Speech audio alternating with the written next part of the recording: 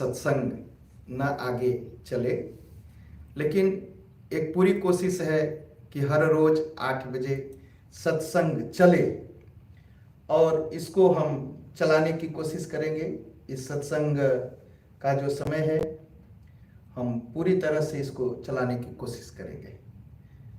लेकिन अगर कभी न हो पाए, अचानक कुछ हो, तो आप जानते हैं अगले दिन पुनः कथा होगी।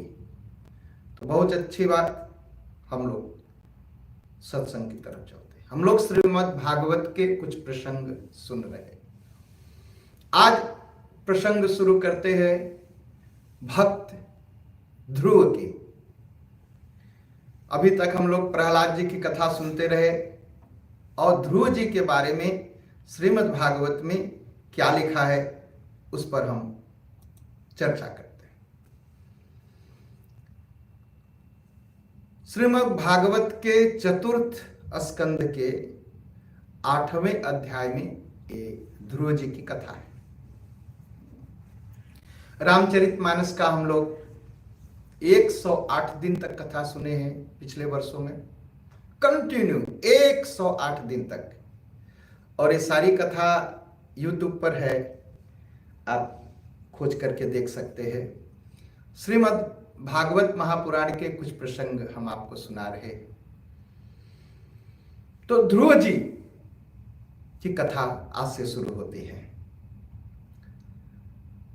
मैत्रेय जी कहते हैं, श्री मैत्रेय जी कहते हैं विदुर जी से, क्या कहते हैं? सनकाध्या नारदश्च, कहा जो सनक इत्यादि है। सनक कौन है? सनक, सनंदन, सनातन और सनत कुमार, ये 4 भाई हैं और बहुत ही बालक रूप में रहते हैं, कमंडल लिए चलते हैं और भक्ति का प्रचार करते हैं। ये ब्रह्मा जी के पुत्र हैं। नारद जी ब्रह्मा जी के पुत्र हैं। ऋभु जी ब्रह्मा जी के पुत्र हैं। हंस, अरुण और यति ये ब्रह्मा जी के पुत्र हैं। ये जो जितने ब्रह्मा जी के पुत्र हैं, इन्होंने विवाह नहीं किया, गृहस्थ धर्म स्वीकार नहीं किया। और गृहस्थ धर्म जब स्वीकार नहीं किया तो ब्रह्मा जी का वंश नहीं चला। जब गृहस्थ आश्रम में प्रवेश नहीं करेंगे तो वंश तो चलेगा नहीं। लेकिन ब्रह्मा जी के एक और पुत्र था। उस पुत्र का नाम था अधर्म। अधर्म भी ब्रह्मा जी का ही पुत्र है। और अधर्म की पत्नी का नाम क्या था? मृषा देवी। अधर्म तो समझते हैं हम। और अधर्म की पत्नी का नाम, अधर्म ने विवाह किया, उसका नाम था मृषा देवी। मृषा देवी मतलब झूठी। अधर्म किससे जुड़ता है? झूठी से जुड़ता है। मिथ्या भाषण करने का जो बुरा स्वभाव है उसे कहते हैं मृषा। और मृषा किससे विवाह की? अधर्म से। और अधर्म और मृषा का जो पुत्र हुआ उसका नाम हुआ दंभ। दंभ का मतलब क्या है? झूठा अहंकार। अहंकार। दंभ का जो पुत्र था, जोड़ते जाइए अधर्म क्या क्या है। अधर्म का परिवार कौन कौन सा है? अधर्म है, अधर्म की पत्नी का नाम मृषा देवी है। मृषा देवी का मतलब है झूठ बोलती है, जो झूठी और झूठा स्वभाव है उसका। ठीक। तो मृषा और अधर्म से दंभ पैदा हुआ, झूठा अहंकार पैदा हुआ। और दंभ का जो बेटा है उसका नाम है लोभ। और लोभ का जो बेटा है उसका नाम है क्रोध। ये सब श्रीमद् भागवत महापुराण में लिखा गया। फिर से सुन लीजिए, ध्यान दीजिएगा। जहां अधर्म होना शुरू होगा तो वहां उसकी पत्नी आ जाएगी, उसका नाम है मृषा देवी। और जब दोनों मिलेंगे तो उससे झूठा अहंकार, दंभ पैदा हो जाएगा। और जब दंभ आएगा तो दंभ का जो पुत्र पैदा होगा उसका नाम होगा लोभ, और लोभ का जो पुत्र होगा उसका नाम है क्रोध, और क्रोध का जो पुत्री है, अब सोचिए क्रोध होता है तो क्या करते हैं हम, खराब बोलने लगते हैं, गुस्से में गाली देने लगते हैं। क्रोध की जो पुत्री है उसका नाम है दुरुक्ति। दुरुक्ति का मतलब होता है कर्कश वाणी, कड़ुआ आवाज जिसे कहते हैं। और एक कड़ुआ आवाज बहुत खतरनाक है। एक कड़ुआ आवाज के नाते ही महाभारत हुआ। दुर्योधन जा रहा था यज्ञ में, दुर्योधन जा रहा था युधिष्ठिर के यज्ञ में, और वहां ऐसा बना था जो जमीन था वो पानी की तरह लगता था, जो पानी था वो जमीन की तरह लगता था। तो जब चलने लगा तो सोचा कि वो जमीन पर चल रहा है लेकिन पानी में गिर गया, और द्रौपदी देख रही थी, कड़ुआ बोल गई द्रौपदी। द्रौपदी ने क्या कहा, अंधस्य पुत्र अंधः, इतना ही कहा, जोर से हंस करके कहा अंधस्य पुत्र अंधः, अंधा का पुत्र अंधा ही होता है, क्योंकि दुर्योधन का पिता अंधा था। और बस इतना कड़ुआ बोला तो उसने कहा कि मैं इसका बदला जरूर लूंगा। उस बदला के नाते पूरा महाभारत हो गया। ये महाभारत की कथा। और रामायण में भी कड़ुआ बोला गया। राम जी तो चले गए किसको मारने, मारीच को, सोने का मृग, और वो सोने का मृग बोल दिया कड़ुआ नहीं, कड़ुआ नहीं बोला, वो लक्ष्मण जी चिल्ला दिया। और जब लक्ष्मण जी चिल्ला दिया तब मरम वचन सीता जब बोला, सीता जी ने कड़ुआ वचन लक्ष्मण जी को सुना दिया। अगर न सुनाई होती तो उनका हरण न होता, उनका हरण न होता तो फिर राम रावण युद्ध न होता। तो युद्ध का कारण कौन है, कड़ुआ आवाज। लोग कहते थे ना मैं बड़ा कड़क बोलता हूं, कड़क बोलता हूं मतलब झगड़ा करा रहे आप। तो सुनते जाइए अधर्म के परिवार कौन कौन से हैं। तो इसलिए कर्कश वाणी नहीं बोलना चाहिए, कभी कभी नहीं। अगर इस दुर्गुण से बच गए, कड़ुआ बोलने से बच गए, तो घर में फिर महाभारत नहीं होगी, लड़ाई नहीं होगी, प्यार ही प्यार रहेगा। समाज में भी, संस्था में भी कड़ुआ बोलना छोड़ दीजिए। और जो कर्कश वाणी थी, कर्कश वाणी से क्या पैदा हुआ, कलि पैदा हुआ। कलि मतलब कलयुग। और कलयुग कौन है, कलह का रूप है, कलह का रूप है। कलयुग उसी को कहते हैं जिसमें कलह हो। कलह मतलब झगड़ा ही झगड़ा हो, झगड़ा ही झगड़ा हो।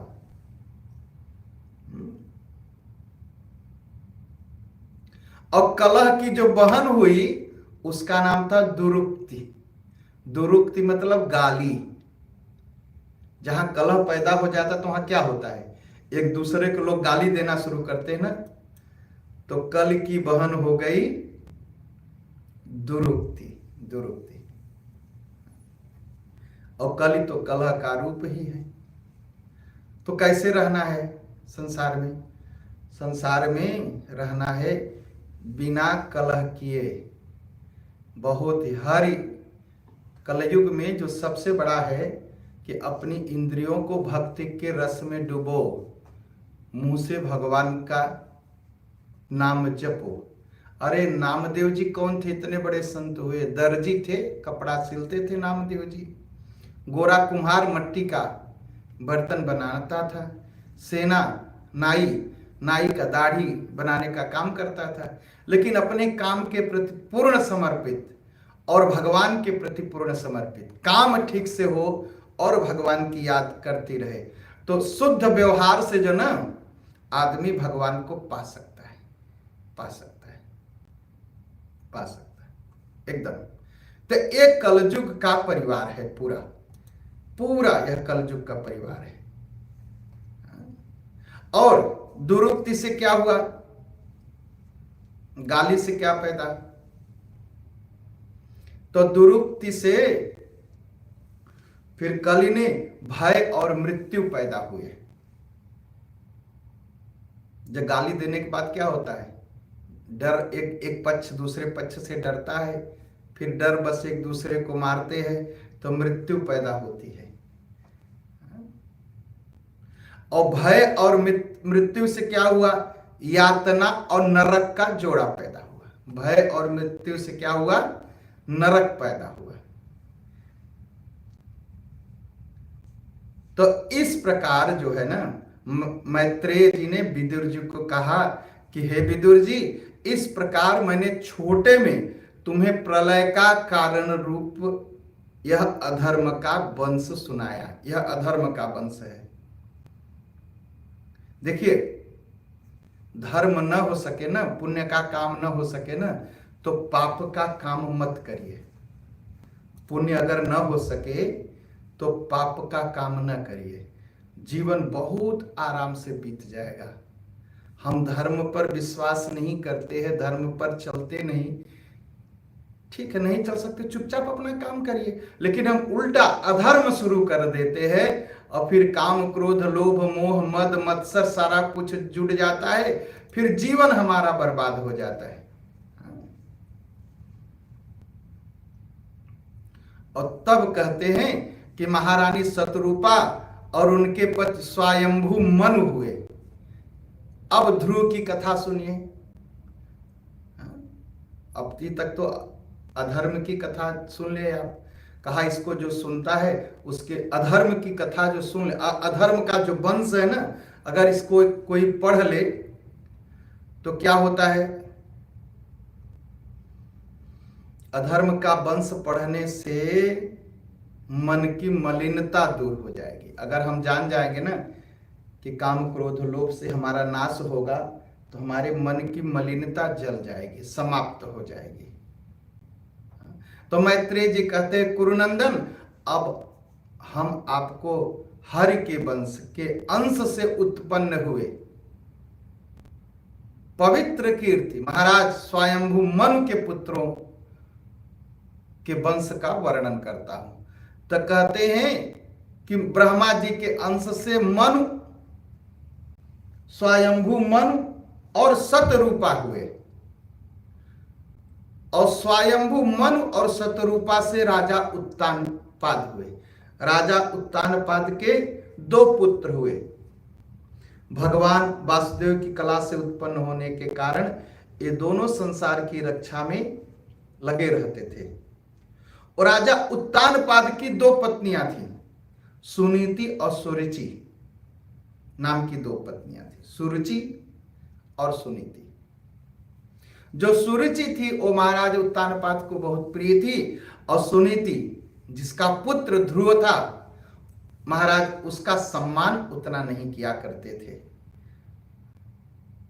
एक दिन क्या हुआ, राजा उत्तानपाद अपनी राजगद्दी पर बैठे थे, और सुरुचि का जो पुत्र था उसका नाम था उत्तम।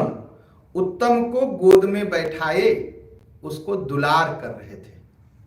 उसी समय ध्रुव जी आए, वो भी सोचे कि मैं भी पिताजी के गोद में बैठ जाऊं, तो सिंहासन पर चढ़ने की कोशिश करने लगे। लेकिन वहां सुरुचि खड़ी थी। राजा उत्तानपाद सोचते थे कि ध्रुव को उठा के गोद में बैठा लें, लेकिन सुरुचि से इतना डरते थे कि उन्होंने ध्रुव का स्वागत नहीं किया, उनको गोद में बैठाया नहीं। और जब सुरुचि ने देखा कि सुनीति का बेटा ध्रुव राजा की गोद में बैठना चाहता है, तो बड़े जोर से उसके सामने कहती है, ए बच्चे, तू राजा के साथ सिंहासन पर नहीं बैठ सकता, यह तुम्हारा अधिकार नहीं है। हां, तू भी राजा का बेटा है, इससे क्या हुआ? तुझको तो मैंने अपनी कोख से पैदा नहीं किया। अगर तू राजा के सिंहासन पर या राजा की गोद में बैठना चाहता है तो तुमको मेरे पेट से पैदा होना होगा। तू तो सुनीति का बेटा है, और सुनीति एक दासी है, नौकरानी है। एक काम कर, तू पहले जाओ तपस्या कर, हाँ, भगवान का नाम जप, जंगल निकल जा, तपस्या कर। जब तपस्या करके आए करेगा तो शरीर छूटेगी, शरीर छूट करके तुम मेरे पेट से पैदा होगा। जब तुम मेरे पेट से पैदा होगा तो राजा की गोद में बैठ सकता है। तुम इतनी बड़ी इच्छा कर रहा है, जाओ जाओ नारायण की आराधना करो और मेरे गर्भ से जन्म, मेरे पेट से जन्म लो। प्रहलाद जी बहुत दुखी हुए, लेकिन क्षत्रिय पुत्र है प्रहलाद जी ना। मातु सपत्न्या सदुरुक्ति विद्ध स्वसन रुषा दंड हतो यथाई हित्वा मिसंत पितरम सन्नवाचम जगामु मातु प्ररुदन सकाशम। विदुर जी कहते हैं कि जैसे सांप को कोई डंडा मार दे और सांप क्रोधित होकर के फुफकारने लगता है, उसी प्रकार प्रहलाद जी अपने मां, सौतेली मां की कठोर बात सुन करके, देखिए यहां भी कर्कश बात किया, यहीं से झगड़ा शुरू हो गया। तो सुरुचि ने जो कर्कश बात कही, ध्रुव जी घायल हो गए, ध्रुव जी को चोट लग गई मन में।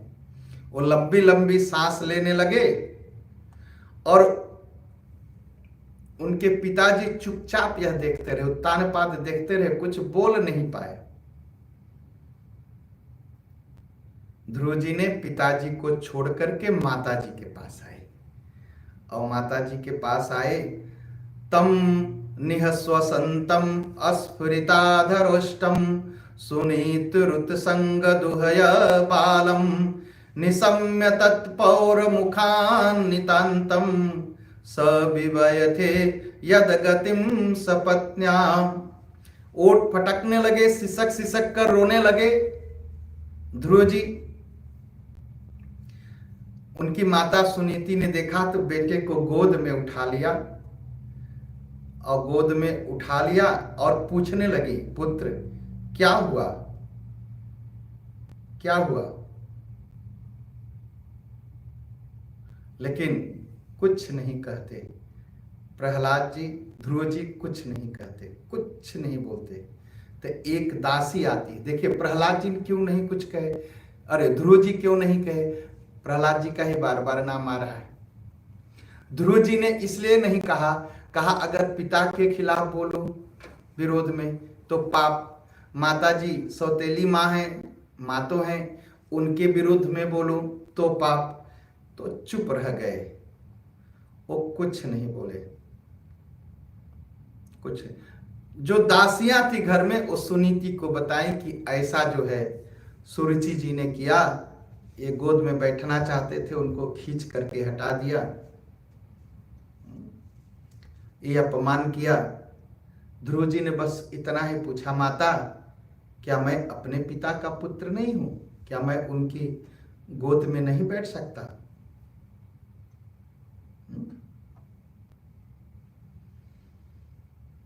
ध्रुव जी सोचते थे कि पिताजी बोलेंगे, लेकिन पिताजी कहा, पिताजी भी कुछ नहीं बोले। माताजी ने हमारा हाथ खींचा और हटा दिया वहां से। ऐसा सोच करके चले गए। सारी बात सुन करके सुनीति ने पुत्र से कहा कि बेटा देखिए, घर में जब कुछ हो ना तो एकदम सुनीति जी की तरह फैसला करना चाहिए। दीर्घ स्वसंति वृजिनस्य पाराम पश्यति बालक माह बाला मां मंगलम तातु परे सुमंस्था भुक्ते जनो यत पर दुःखदस्तत। वो बेचारी सुनीति छटपटाती है कि अपने बच्चे के लिए मैं कुछ नहीं कर पा रही।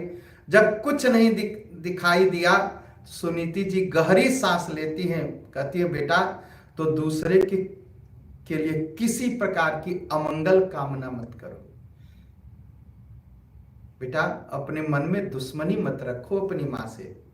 कितना अच्छा सुनाती हैं। कहा क्यों?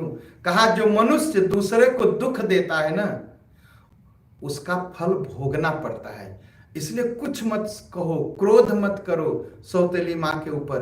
क्रोध करोगे, जो भी कोई दूसरे के ऊपर क्रोध करता है, दूसरे को सताता है, एक दिन भोगना पड़ता है बेटा, उसे स्वयं भोगना पड़ता है। अरे सुरुचि जी ने जो कुछ कहा ठीक ही कहा है, ठीक ही है। अरे तुम्हारे पिताजी मुझे तो अपनी पत्नी ही नहीं मानते, दासी भी नहीं मानने में उनको शर्म लगती है, लज्जा आती है। अरे ये तो मैं अभागिनी हूं जो तूने मेरे पेट से जन्म लिया बेटा। लेकिन तुम्हारी सुरुचि, तुम्हारी मां सुरुचि ने जो कुछ कहा है बहुत अच्छा कहा। देखिए कितना बढ़िया, कोई क्रोध नहीं। और आज का मनुष्य होता तो डंडा लिए सुरुचि जी के पास पहुंच जाता और युद्ध लड़ाई सब शुरू कर देता। कहा अगर तू सिंहासन पर बैठना चाहता है तो द्वेष भाव छोड़ करके भगवान श्री विष्णु के चरणों की आराधना कर, पूजा कर, उनकी तपस्या कर। संसार पालन करने के लिए सत्य गुण को अंगीकार करने वाले उन श्री हरि चरणों की आराधना करने से तेरे परदादा, परदादा कौन है? ब्रह्मा जी, सर्वश्रेष्ठ पद को प्राप्त हुए ध्रुव। और जो मन प्राणों के जीतने वाले मुनियों द्वारा वंदनीय हैं, मुनि लोग भी उनकी पूजा करते हैं। इसी प्रकार तेरे दादा मनु महाराज भी भगवान विष्णु की बड़ी पूजा किए, बड़ी बड़ी दक्षिणाएं दिए, बड़ा बड़ा यज्ञ किया, उनका भी बड़ा ही नाम है बेटा। तू भी एक काम कर, तू भी उन्हीं भगवान भक्त वत्सल का आश्रय ले, जन्म मृत्यु के चक्र से छूट जा और जा भगवान की तपस्या कर। अन्य सब का चिंतन छोड़ दे, ये माया छोड़ दे, ये संसार के चिंतन छोड़ दे, ये झगड़े वाली बात छोड़ दे, ये पिताजी की भी चिंता छोड़ दे। तू एक काम कर बेटा, उस कमल दल लोचन श्री भगवान को छोड़कर तेरे दुखों को कोई दूर नहीं करेगा, इसलिए तू जा और उन्हीं की आराधना कर। मैत्रेय जी के कहते हैं कि माता सुनीति ने जो वचन कहे, जो मार्ग दिखाया, ध्रुव जी को मन को शांति मिली और उन्होंने कहा कि मैं चाहता हूं, मैं जाता हूं भगवान की तपस्या करने, जंगल निकल जाऊंगा। तैयार हुए, हाथ में माला ले ली और चल दिए कि अब मैं तपस्या करूंगा। ध्रुव जी कितने बरस के हैं? ध्रुव जी मात्र 5 वर्ष के हैं। आजकल हम बच्चे को क्या सिखाते हैं? ध्रुव जी की माता ने सिखाया तू जंगल को चला जा, तपस्या कर ले, भगवान मिल जाएंगे, और भगवान मिल जाएंगे तो सारे दुख तुम्हारे समाप्त हो जाएंगे। और हम क्या करते हैं? बच्चे को सुबह उठाने में भी डरते हैं, उठा देंगे नींद टूट जाएगी तो ये होगा। बच्चे को थोड़ा कष्ट सिखाइए बचपन से। अरे अभी तो बहुत छोटा है, 11 बरस का है। ध्रुव जी तो 5 बरस के थे, तब उनकी मां ने कह दिया जाओ। ये नहीं सिखाया, नहीं बेटा सो जा, सो जा, ऐसा कुछ नहीं। लड़ना भी नहीं सिखाया, तपस्या करना सिखाया। इसलिए बच्चों को जब 5 बरस के हो जाए ना तो दुलार कम कर देना चाहिए। वो 5 बरस के हो गए, अभी 10 बरस के हो गए, 11 बरस के हो गए, 16 बरस के हो गए, अभी बस एक ही चीज हम सिखाते हैं, अरे अभी बहुत छोटा है। छोटे से ही उसको भजन सिखाइए, छोटे से ही भगवान के पास सिर झुकाना सिखाइए। अगर न झुकाए तो आप झुकाइए और उससे कहिए, वो भी करे। यहां मंदिर है, दिन भर खुला रहता है, लोग आते रहते हैं, कभी कभी देखता हूं तो बहुत अच्छा लगता है। माँ बाप सिर रखते हैं भगवान के पास और बच्चा खड़ा रहता है, तो माँ बाप कहते हैं प्रणाम करो ना, प्रणाम करो ना। जब माँ बाप करते हैं तो बच्चा भी करता है। और हम क्या करते हैं? बच्चे को 10 बार कहते हैं लेकिन अपने प्रणाम नहीं करते। बच्चे के सामने जब बच्चा आपके पास है उस समय भगवान को आप प्रणाम करिए और बच्चे से कहिए तुम भी कर, वो करेगा। लेकिन आप खड़े रहोगे, बच्चे को सिखाओगे तो नहीं करेगा, नहीं करेगा। तो ध्रुव की माताजी ने बचपन सिखाया, जा बेटा जा जा तपस्या कर, तपस्या कर। और यही बात जब नारद जी ने सुना, समाचार सुना, तो नारद जी वहां आए। नारद जी कहे ये 5 बरस का बच्चा तपस्या करेगा? उन्होंने अपना हाथ ध्रुव के सिर पर रखा और कहने लगे, अहो तेजम क्षत्रियाणाम मानभंगामस्यताम बालोप्ययम हृदा धत्ते यत्समातुर सद्वचः। अहो, छत्री का कैसा तेज है इस बच्चे के अंदर, छत्री है, जरा सा इसका मान भंग हुआ, ये सह नहीं सका। देखो अब यह छोटा सा नन्हा सा बच्चा, तो भी इसके हृदय में सौतेली माता के वचन घर कर गए। इतनी चोट लग गई कि ऐसे तैयार हो गया जंगल में जाने के लिए, तपस्या करने के लिए। नारद जी ने ध्रुव से कहा, बेटा अभी तू तो बच्चा है, तू क्या तपस्या करेगा? अरे अभी तो तुम्हारी उम्र खेलने कूदने की है, तुम्हारे लिए मान सम्मान क्या है? समझाते हैं, कोशिश करते हैं कि ये तपस्या करने ना जाए। अरे तू तपस्या करने जाएगा, तुम्हें दुख लगेगा, पेड़ के नीचे बैठेगा, बरसात, डराते हैं छोटे से बच्चे को। ध्रुव कहता है कि भगवान, सुख दुख जिनका चित्त चंचल हो जाता है उन लोगों के लिए आपने कृपा करके शांति का यह बहुत अच्छा उपाय बतलाया, परंतु मुझ जैसे अज्ञानियों की दृष्टि यहां तक नहीं पहुंच पाती। कहा जिसको सुख दुख चाहे ठीक है, बहुत अच्छी बात है, हम तो अज्ञानी हैं, मेरे समझ में नहीं आता। मुझे घोर क्षत्रिय स्वभाव प्राप्त हुआ है, मैं विनय का प्रायः अभाव है। सुरुचि मेरी सौतेली माँ ने जो कटु वचन कहा है, मेरी छाती विदीर्ण हो गई है, दुख है हृदय में। इसलिए आप जो समझा रहे हैं ना, ये मेरे समझ में नहीं आ रहा है। मैं उस पद पर अधिकार चाहता हूं जो त्रिलोक में सबसे श्रेष्ठ हो। अब मैं पिताजी के गोद में नहीं, अब मैं संसार के सबसे ऊंची वाली कुर्सी चाहता हूं, उस पर बैठना चाहता हूं, जिस पर मेरे दादा परदादा आज तक नहीं बैठ पाए हैं, मैं उस पर बैठना चाहता हूं। भगवान, आप भगवान ब्रह्मा जी के पुत्र हैं और संसार के कल्याण के लिए बीणा बजाते हैं, सारे संसार में विचरण करते हैं, आपको प्रणाम है। ध्रुव की बात सुनकर के नारद जी बहुत प्रसन्न हुए और उस पर कृपा करने के लिए उसे उपदेश देने लगे। और क्या कहते हैं, बेटा तेरी माता सुनीति ने जो कुछ बताया है वह तेरे लिए परम कल्याणकारी मार्ग है। तुम्हारी माता ने तपस्या के लिए बताया है, इसी से तुम्हारा भला होगा। इसलिए तू भगवान वासुदेव के चरणों में चित्त लगाकर उनका भजन कर, केवल उनका भजन कर।